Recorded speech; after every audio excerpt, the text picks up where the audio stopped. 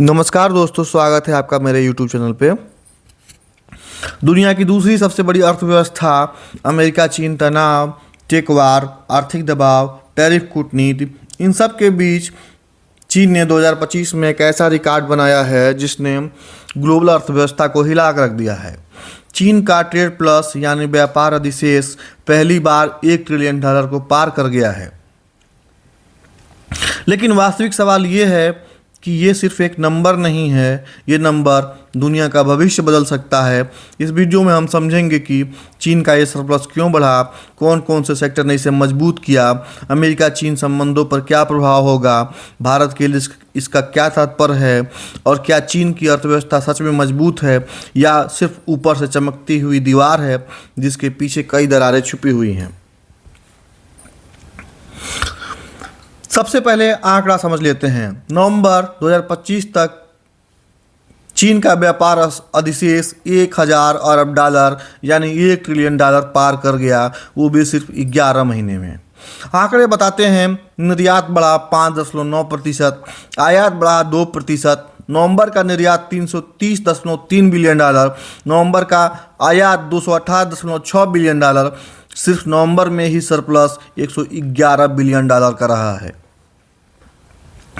यानी दुनिया मंदी की तरफ जा रही थी, लेकिन चीन का निर्यात उल्टा तेजी से बढ़ रहा था।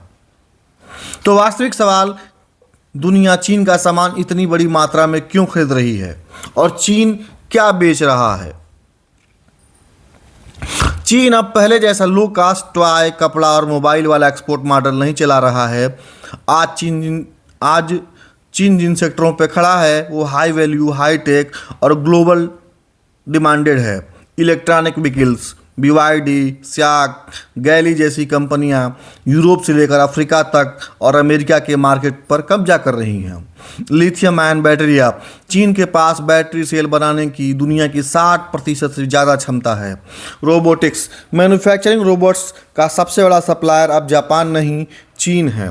Solar panel, green energy equipment, चीन दुनिया का 80% फोटोवोल्टिक सप्लाई बनाता है। Machinery, electronics, chip packaging, high and मशीनों का सबसे बड़ा स्रोत वही है। यानी चीन ने अपने निर्यात को लो वैल्यू से हाई वैल्यू में शिफ्ट कर दिया है और यही वजह है कि सरप्लस रिकॉर्ड पर पहुंचा है। अमेरिका को निर्यात 29% गिरा, फिर भी निर्यात कैसे बढ़ा? यह सबसे दिमाग हिला देने वाला तथ्य है। अमेरिका और चीन के बीच टैरिफ वार आप जान रहे हैं। टेक बैन, एनवीडिया और अन्य कंपनियों में की जो चिपें हैं उनको अमेरिका ने प्रतिबंधित किया था। सैंक्शन, सप्लाई चेन डाइवर्सिफिकेशन सब चल रहा है। इसके बावजूद चीन का निर्यात बढ़ा है। कारण मार्केट डाइवर्सिफिकेशन। चीन ने अमेरिका की जगह नए बाजार तलाशे। एशियान देशों को, अफ्रीका को, लैटिन अमेरिका, पश्चिम अमेरिका, पश्चिम एशिया, यूरोप। चीनी कंपनियों ने बाहर फैक्ट्रियां लगा दी। ईवी और बैटरियों की कई यूनिट से थाईलैंड, मैक्सिको, हंगरी, ब्राज़ील और इंडोनेशिया, इन सब जगहों से कच्चा माल सस्ता है और टैक्स कम मिलता है। कारण 3, अमेरिका की गिरती उत्पादन क्षमता। अमेरिका में महंगाई प्लस श्रम लागत प्लस उत्पादन लागत अमेरिका में बढ़ती जा रही है, लेकिन चीन अभी भी 40 से 50% सस्ता है। अक्टूबर 2025 में चीन और अमेरिका के बीच एक बड़ा समझौता हुआ। समझौते के मुख्य बिंदु हैं, अमेरिका ने कुछ टैरिफ कम किए, चीन ने रेयर अर्थ मिनरल्स पर एक्सपोर्ट कंट्रोल करने का वादा किया, टेक सप्लाई चेन में कुछ अस्थायी राहत दी गई। विशेषज्ञों का कहना है कि नवंबर के मैक्रो डेटा में इसी समझौते का शुरुआती असर दिख रहा है, लेकिन इसका पूरा प्रभाव 2026 में पड़ेगा।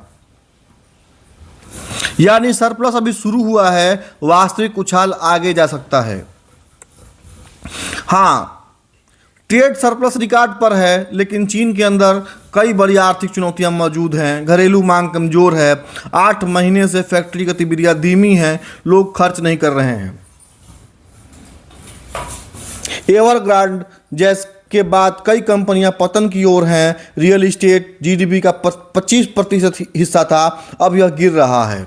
बेरोजगारी की समस्या बढ़ती जा रही है, विशेषकर युवा बेरोजगार चीन में बहुत गंभीर मुद्दा बन चुका है। चीन की जनसंख्या घटती जा रही है, अर्थात कम जनसंख्या बराबर कम उपभोक्ता बराबर घरेलू खपत कम खपत बराबर निर्यात पर निर्भरता बढ़ना। वैश्विक विरोध भी बढ़ रहा है। यूरोप ईवी पर टैरिफ बढ़ाने की तैयारी कर रहा है। अमेरिका चीन की कंपनियों पे लगातार कार्रवाई कर रहा है। भारत भी एंटी डंपिंग ड्यूटी बढ़ा रहा है। इसलिए यह सरप्लस भले ही बड़ा हो, पर यह चीन की मजबूती और कमजोरी दोनों को सामने लाता है। अब सवाल उठता है कि इससे चीन को क्या फायदा होगा। डॉलर रिजर्व और भी मौजूद होंगे। ट्रेड प्लस जितना बढ़ेगा, विदेशी मुद्रा भंडार उतना ज़्यादा। युआन की स्थिति, मुद्रा पर दबाव कम होता है, निवेशकों का भरोसा बढ़ता है, ग्लोबल सप्लाई चेन में ताकत बढ़ती है। चीन अब भी दुनिया का सबसे बड़ा मैन्युफैक्चरिंग हब है। टेक सेक्टर में निवेश बढ़ेगा। चीन अब इलेक्ट्रॉनिक व्हीकल, एआई, रोबोटिक्स और चीप पैकेजिंग में प्राप्त धन को वापस लगा रहा है। इसका प्रभाव दुनिया पर क्या पड़ेगा? चीन के इस रिकॉर्ड सरप्लस के अंतर्राष्ट्रीय परिणाम बहुत व्यापक होंगे। अमेरिका चीन तनाव फिर से बढ़ सकता है। अमेरिका ये कभी नहीं चाहेगा कि चीन इतनी तेज़ी से बढ़े। यूरोप चीन पर टैरिफ लगा सकता है, खासकर ईवी और बैटरी पर। ग्लोबल करेंसी मार्केट में उतार चढ़ाव, डॉलर, युआन, यूरो पर असर पड़ेगा। सप्लाई चेन में चीन का दबाव बढ़ेगा। कई देश चाहें तो भी चीन की जगह नहीं ले सकते हैं। अब आते हैं भारत के लिए इसका क्या तात्पर्य है। भारत के लिए ये स्थिति अवसर भी है और खतरा भी। भारत चीन के मुकाबले नए मैन्युफैक्चरिंग हब बन सकता है। भारत ईवी, सोलर, बैटरी के निवेश को आकर्षित कर सकता है। अमेरिकी की कंपनियां चाइना +1 के तहत भारत को चुन रही हैं।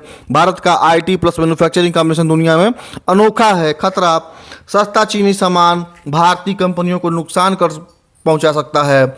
इलेक्ट्रॉनिक्स और सोलर सेक्टर में चीन का दबाव भारत के लिए चुनौती है। भारत के निर्यात को चीन आसानी से पीछे छोड़ देता है। ट्रेड डेफिसिट बढ़ सकता है, यानी चीन की हर आर्थिक चाल भारत को सीधे प्रभावित करती है। आगे आने वाले 5 सालों में चीन क्या करेगा?